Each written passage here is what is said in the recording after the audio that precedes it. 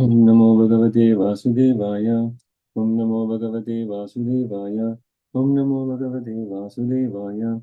Narayanam Namaskritya Naram Jaiva Narottamam Devim Saraswatim Vyasam Tato Jayamudire Srimvatam Swakata Krishna Punya Shravani Kirtana Pradeyantasto Yabhadrani Vidonoti Subrutsadam Nashta Prayesha Bhadreshu Nityam Bhagavata Sevaya Bhagavate Ruttama Shloke Bhaktir Bhavadinashtiki.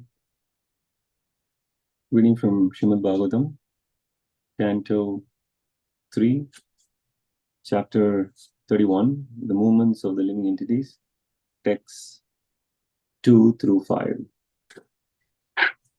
Text number 2. Kalalam tva ekaratrena pancharatrena budbudam dasahena tu karkanduhu peshandam va tataparam.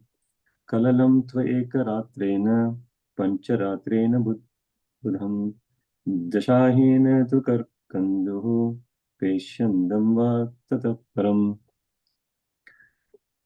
Translation and purport by His Divine Srila Prabhupada. Srila Prabhupada ki jai. On the first night, the sperm and ovum mix, and on the fifth night, the mixture ferments into a bubble. On the 10th night, it develops into a form like a plum, and after that, it gradually turns into a lump of flesh or an egg, as the case may be. Purport: the body of the soul develops in 4 different ways according to its different sources. One kind of body, that of the trees and plants, sprouts from the earth. The second kind of body grows from the perspiration, as with flies, germs, and bugs. The third kind of body develops from eggs, and the fourth develops from an embryo. This verse indicates that after emulsification of the ovum and sperm, the body gradually develops either into a lump of flesh or into an egg, as the case may be. In the case of birds, it develops into an egg, and in the case of animals and human beings, it develops into a lump of flesh. Text 3. Masena tu shiro dvabhyam bhak angri adya anga vigraha nakas lomasti charmani lingat chitro bhavastrivihi. Masena tu shiro dvabhyam bhak angri adya anga vigraha nakas lomasti charmani lingat chitro bhavastrivihi. Translation. In the course of a month, a head is formed, and at the end of 2 months, the hands, feet, and other limbs take shape. By the end of 3 months, the nails, fingers, toes, body hair, bones, and skin appear. As to the organ of generation and the other apertures in the body, namely the eyes, nostrils, ears, mouth, and anus. Text 4. Chaturbir dhatava sapta panchavi kshitrut udbhavaha tadbhir jarayuna pita kukshau bhramyati dakshine. Chaturbir dhatava sapta panchavi kshitrut udbhavaha tadbhir jarayuna pita kukshau bhramyati dakshine. Translation. Within 4 months from the date of conception, the 7 essential ingredients of the body, namely chyle, blood, flesh, fat, bone, marrow, and semen, come into existence. At the end of 5 months, hunger and thirst make themselves felt. And at the end of 6 months, the fetus, enclosed by the amnion, begins to move on the right side of the abdomen. Purport. When the body of the child is completely formed at the end of 6 months, the child, if he is male, begins to move on the right side, and if female, she tries to move on the left side. Text 5. Matur jadhana panadyer edhadhatur asammate sete vin mutrayor garte sajantur jantu sambhave. Matur jadhana panadyer edhadhatur asammate sete vin mutrayor garte sajantur jantu sambhave. Translation. Deriving its nutrition from the food and drink taken by the mother, the fetus grows and remains in that abominable residence of stools and urine, which is the breeding place of all kinds of worms. Purport. In the Markandeya Purana, it is said that in the intestine of the mother, the umbilical cord, which is known as Apyayani, joins the mother to the abdomen of the child. And through this passage, the child within the womb accepts the mother's assimilated foodstuff. In this way, the child is fed by the mother's intestine within the womb and grows from day to day. The statement of the Markandeya Purana about the child's condition or situation within the womb is exactly corroborated by modern medical science. And thus, the authority of the Puranas cannot be disproved, as is sometimes attempted by the Mayavadi philosophers. Since the child depends completely on the assimilated foodstuff of the mother, during pregnancy, there are restrictions on the food taken by the mother. Too much salt, chili, onion, and similar food is forbidden for the pregnant mother because the child's body is too delicate and new for him to tolerate such pungent food. Restrictions and precautions to be taken by the pregnant mother, as enunciated in the Smriti scriptures of Vedic literature, are very useful. We can understand from the Vedic literature how much care is taken to beget a nice child in society. The Garbhadana ceremony before sexual intercourse was compulsory for persons in the higher grades of society, and it is very scientific. Other processes recommended in the Vedic literature during pregnancy are also very important. To take care of the child is the primary duty of the parents, because if such care is taken, society will be filled with good population to maintain the peace and prosperity of the society, country, and human race. End of purport. Namo Vishnupadaya Krishna Prashnaya Bhutale Srimade Bhakti Vedanta Swami Niti Namine Namaste Saraswate Devi Gauravani Pracharini Nirvisesha Shunyavadi Paschatya Deshatarine Jaya Shri Krishna Chaitanya Prabhu Nityananda Shri Advaita Gadadhara Srivasadi Gaura Bhakta Vrinda Hare Krishna Krishna Krishna Hare Hare Hare Rama Rama Rama Hare Hare. I humbly seek the blessings of all assembled Vaishnavas, and thank you for the opportunity to purify myself by summarizing from Srimad Bhagavatam today. So I'll be summarizing based on Srila Prabhupada's purports in this section. And please forgive if I add my own interpretation to the summary. So we are in this chapter called Lord Kapila's instructions on the movements of the living entities, and we are continuing to see the instructions of Lord Kapila to Mother Devavati. So, in this particular section of Srimad Bhagavatam, or in this chapter specifically, we are going to see how the fetus grows in the womb, and it's a very detailed explanation of how the whole living entity comes into being, and it takes different types of bodies. So, in the first verse, we saw yesterday that Prabhupada, in the very first line of the purport, says, as stated in the last chapter, after suffering different kinds of hellish conditions, a man comes again to the human form of body. And later in the purport, Prabhupada says that after suffering in many types of hellish bodies, like those of dogs and hogs, then one comes back to human form, is given a chance to take birth in the same type of body from which he degraded himself to hell.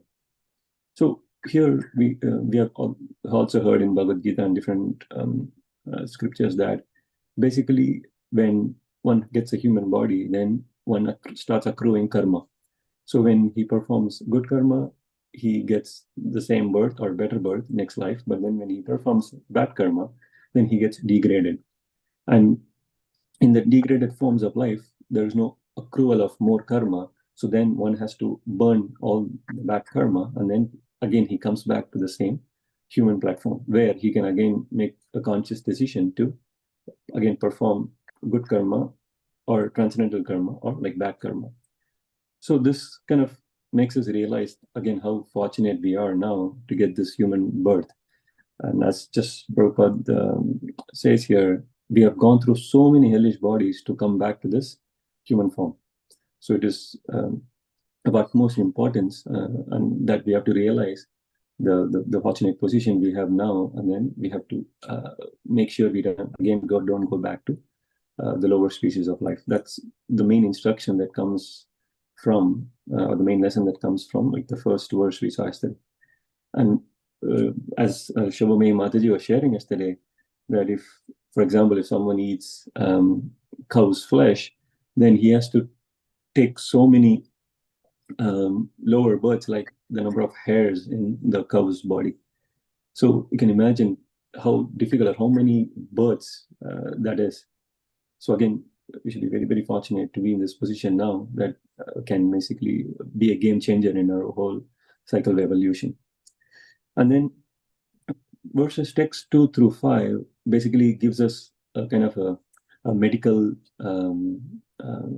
lesson, or fewer more verses from this text 2 gives us like some medical information about how the fetus grows. And this kind of section reminds me of this text number 3 from first canto, chapter 1, where it says, Nigama kalpataror galitam phalam sukha mukhat amrita drava samyudam pibata bhagavatam rasamalayam muhur aho rasika bhuvi bhavakaha. So in the translation, it is said that, O expert and thoughtful men, relish Srimad Bhagavatam, the mature fruit of the desired tree of Vedic literatures. It emanated from the lips of Sri Sukadeva Goswami. Therefore, this fruit has become even more tasteful, although the nectarian juice was already relishable for all, including liberated souls. So the first line says, the Srimad Bhagavatam is the mature fruit of the desired tree of Vedic literatures. So we can see here in the section that Bhagavatam basically is talking about medical science. And previously we have seen Bhagavatam talk about the chemical reactions taking place to form material elements. Bhagavatam also talks about how the planets are created, so kind of astronomical information also.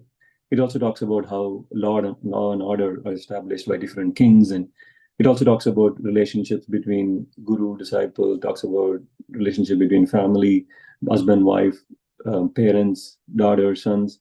So as we can see, Bhagavatam is like this reservoir of knowledge. It's like the condensed ripened fruit of all Vedic literatures, be it medical science, be it astronomy, be it like relationship, be it like material creation. So again, we should be very fortunate to have this condensed knowledge in hand, so we can have all the important information that we need. So if you look at, again, maybe go back to text 2 today, it talks about how there are 4 types of body that people or that living entities generally get. One that sprouts, one that comes out of perspiration, one that comes out of eggs, and then one that comes from an embryo. Again, this is all this information. I mean, I didn't personally know that there were 4 types of bodies until I read in this section. So again, it's such a treasure of information available in Srimad Bhagavatam that makes you wonder that I was just thinking that all this information we see in this section is barely understood by even medical science today.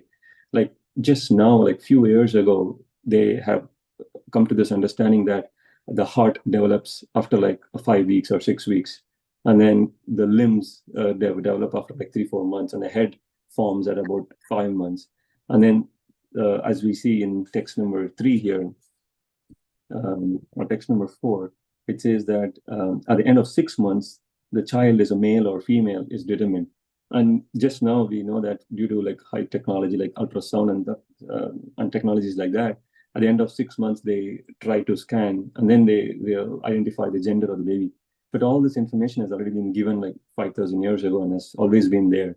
And I remember talking to my mother recently, and my mother told me like when they were pregnant like 30, 35 years ago, there was no scan. I mean, they would get pregnant and then they would just go to the hospital and then deliver. Like there was nothing happening in between the 10 months. And because all this information was not there in the medical science. They couldn't scan, they couldn't look for some things, and just now they're catching up. So we can see how Bhagavatam has given us all the information that is like hardly being caught up by modern science. So this confirms that every information that is in Srimad Bhagavatam is basically all true. So when it talks about also bhakti, that we have to practice bhakti sincerely, we have to surrender to a guru, we have to follow a strict regimen, we have to follow some rules and regulations, that all should definitely have the result that Srimad Bhagavatam guarantees, that we get the mercy of the parampara, we do get the mercy of Krishna and Radha, and then we can still perfect this very life if we follow the instructions. So again, this section confirms that we have a lot of hopes if we follow these instructions to make this birth the last birth. And then moving on in text 4, again, it talks about how the fetus is enclosed in the amnion. And again, we know that medical modern science calls it like amniotic fluid is what the baby is within, and it protects the baby. So, and then text 5, last verse for today, again, Prabhupada mentions this, that the statement of the Markandeya Purana about the child's situation within the womb is exactly corroborated by modern science, and thus the authority of the Puranas cannot be disproved, as is sometimes attempted by the Mayavadi philosophers. And Prabhupada talks about how during conception, the mother should be careful about what she takes, and because the child directly gets affected. So, and then the whole process of the samskara, Garbhodana samskara, is very critical for the society, because the child gets a better consciousness if the parents follow this process, and then it's going to eventually help the prosperity of society, country, and human race. So again, we see here that Bhagavatam is not only talking about bhakti in the sense that it also talks about how the society can be helped. I mean, the Vedic literatures and Srimad Bhagavatam give us information about how to bring up children. So again, this whole makes me very, very feel fortunate that, I mean, firstly, it's very, very rare to get the human birth, as we just saw. And again, I was recently in India, and it was like rainy season in India. And rainy season also means it's like mosquito season in especially South India, Chennai. So when the mosquito sits on your hand, I mean, you just snap on it and it dies. So you can see there are living entities that live for like few hours, few minutes, few seconds. And we have crossed through all that. And then after the mosquito dies, then it basically, the soul takes birth as another living entity, one step ahead of the mosquito body. So you have to go through so many cycles to come to this human birth. And then, so that's the first rarest thing. And then second rarest thing is having taken a human birth, coming into association of like Krishna consciousness, like coming into Krishna consciousness to know who we are, what we are supposed to do, and what's the relationship, and what is basically the ultimate duty for us. So to know all that is the second rarest thing. And the third rarest thing is to have such association where we can read and share Srimad Bhagavatam every day, so we can remind each other of what our goal is. And then otherwise, individually, one may sound all this information interesting in the beginning, but then you cannot sustain practicing this unless there is devotee association, unless there is a temple association where we get reminded, we get inspired by each other. So again, just to summarize, this section basically shows how Srimad Bhagavatam is basically this all-round scripture that gives us the fruit or the condensed essence of all information that we need, and how material energy cannot even fully catch up, or cannot even closely catch up to all the information given in Srimad Bhagavatam. And everything that is given in Srimad Bhagavatam is 100% sure or proved, and then proven. And if we sincerely follow or just be associated with Srimad Bhagavatam, we get the mercy to make this birth very successful. And thirdly, we have to realize such a fortunate birth we have in this human form, that we can not only purify ourselves, and also we can help others purify and then make this the last birth. So with that, I'd like to conclude my summary.